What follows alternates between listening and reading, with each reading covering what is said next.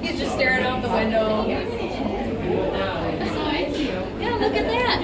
He's with us. He had an issue with one of his eyes as a baby, so you can tell when he turns his head from side to side, he's actually missing that left eye.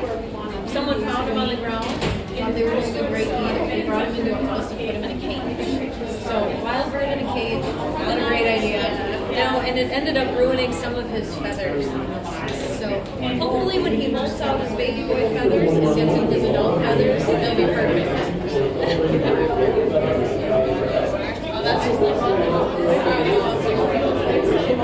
And that would be a red-tailed hawk. So you can find those pretty much everywhere. Look at that eating. I can't believe it. So he's little. He's about the size of a large female kestrel.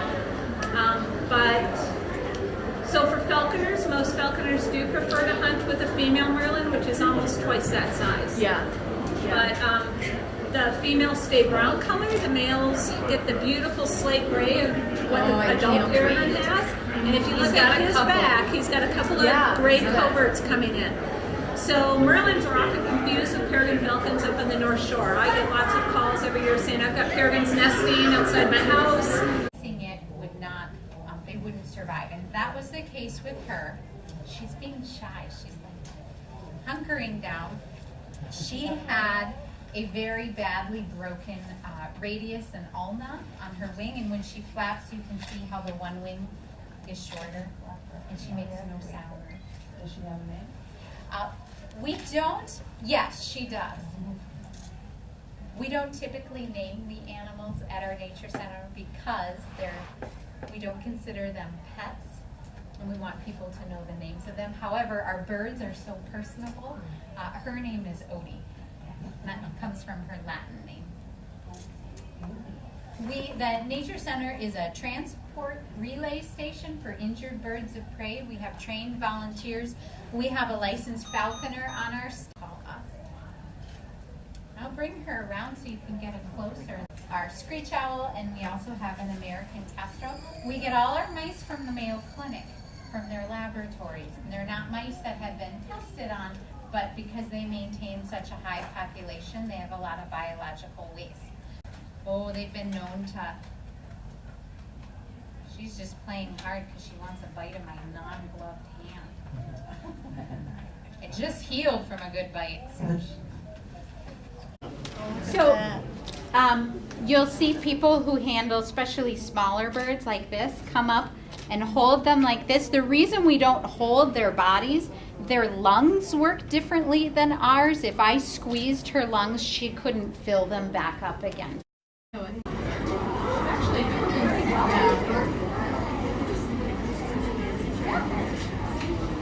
Nice to know how you're weighing too. Oh, I can grab one. I'm going to grab Marilyn. So this would be females. So a little bit larger. Yeah, then my legs. Okay, fine. Okay, fine. I'll be here. Oh, wait. So compared to, like this would be a young peregrine falcon. Good afternoon, everyone. Quite a bit smaller. And then falcon's the small one right here, and then the peregrine falcon, which was just flat. Quite a bit difference in size. Considering the merlin is the size of a peregrine. Here is Donald. Showing off the wings a little bit. Now that he's on my fist again, this bird, it's the feathers that give him a very large shape. He weighs in at just a shade over the 8-pound mark. He could eat up to 1/3 of his body weight worth of meat, though, in a single sitting. His stomach, the size of a walnut. So right here on the throat, if he eats everything today, he'll get a nice bulge. That's called the crop. That is the storage area for an eagle. It'll take him 10 to 12 hours to fully empty the crop and digest his food, and he'll be ready to eat again tomorrow. So he could eat almost 3 pounds of meat in a single sitting. Today he is getting a 1/2 pound of meat. That's all he needs to maintain his body weight until tomorrow.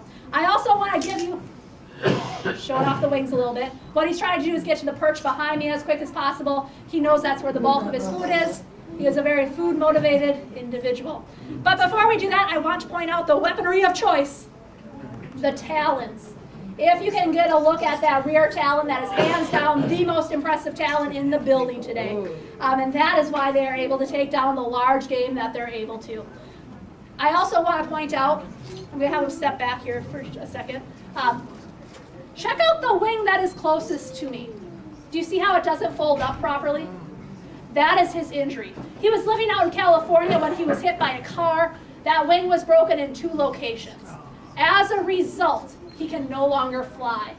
He was looking for a home the same time we were looking for a golden eagle, so we bought him a plane ticket, flew him in from California, and now he's been working with us for 7 years. So what I'm going to do is I'm going to offer him this dinner. We'll see if he's interested. Yeah, he's usually pretty interested. He'll bring that down to his toes. He'll use his toes like we would use a fork at the dinner table to hold everything in place. That beak is a tool to the eagle. He's going to use that to rip and tear everything up into pieces small enough that he can swallow it. Yep. Now again, remember, a bird his size is capable of taking down something as large as a wild turkey, or in the right circumstances, that white-tailed deer. So they definitely are large predatory birds. And as he's working on this, you can see glimpses of that golden nape, how the species got its name. So as he's enjoying a fine meal, do you have any questions at all? Yeah, in the back. Where is that eagle camp? I don't remember exactly where it's located. This eagle camp is actually called Minnesota Bound. So if you Google that, it will pop up really quickly. It's one of the big eagle camps out there. It's going to look like we had a pillow fight, by the way. Yeah. Any other questions? No. Okay, well, as I'm working with these birds, I often get asked if I'm worried about him leaning over and biting me, because his face can end up pretty close to my face. And the answer is no. Instinctually, these birds keep their face out of the action. Remember, they are visual predators. We believe that a bald eagle can see a fish in the river from 1 mile up. We believe the birds in this building are capable of seeing a rabbit running on the hillside of Wisconsin 3 miles away. Their eyesight is phenomenal. So he wants to make sure that if he catches dinner, that prey item doesn't fight back and damage the eye, because that would mean you wouldn't survive in the wild. So am I worried about it? No. Have I been bitten by an eagle? Absolutely. When it happens, it is my fault. It means I wasn't doing my job correctly and reading the bird's body language. But it feels like somebody pinching you and twisting. It's uncomfortable. You'll survive. I actually have a bite list. A list of animals I have been bitten by in my career. Eagles do not crack the top 10 for most painful native bird bite. That title goes to the cardinal and the grosbeak. Little buggers. But they crush seeds for dinner. So when they bite you, it hurts awful. I've also had my lip split open by a raven I was working with in captivity. I totally deserved it, but it hurt. And I've been speared in my rear end by a crane. Yep. Those birds use their beaks as weapons. They use their beaks for defense. Eagles do not. They use their feet. That is why I'm wearing the big glove. Each one of his toes can exert about 400 psi of crushing force, which means he is physically capable of squeezing down, going through all 5 layers of leather, and puncturing my arm inside. It's because of training that should not occur today. Yep. You can see he's making very quick work of this. Any questions? Yeah.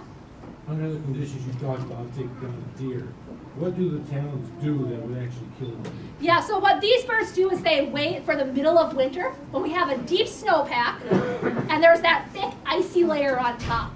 So the golden eagle is one of a very few species of eagle that will hunt in male-female pairs. So they take turns flying after that eagle, tiring it out in that thick snow, that thick ice, and eventually the deer gets so tired they're able to get on the neck and take care of business. So it's really being smart about how you're using your habitat to be able to take down the large game that they do. Yep. Any other questions? Yeah. How much of the actual meat do they consume in a day?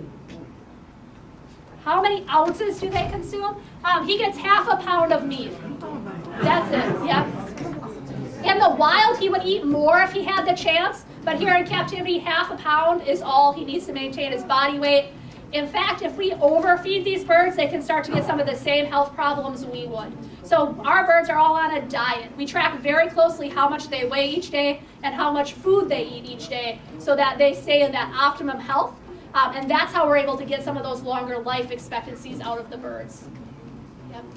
Any other questions? You had some good questions. Yep, so he's going to finish working on this. Those of you up front will probably hear some of those last bones crunching as he's popping some of the joints of the spine. He wants to finish every last bit of this. And as soon as he's done, I'm going to have him step up and we're going to exit out that door. Again, since he's in training, I want to make sure that anytime he's in the classroom, he has a very, very good experience. That way he's willing to come in here for longer and longer periods of time. I do also want to remind all of you that we are a private nonprofit, so it's because of people like you that I have this amazing job, that Donald has a great home, and we appreciate you being here today for SOAR with the Eagles, and we hope that you'll come back many, many times and be able to see all the great programming that we have available to you. Can you step up? Yeah, so we're going to sneak out.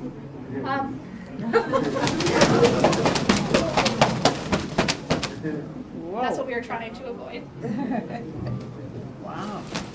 Yeah, so because of that substantial wing injury, occasionally he has issues actually coming back up to the fist, and so we have to help him a little bit. That's what was going on there. He just got a little bit nervous as I asked him to move and panicked.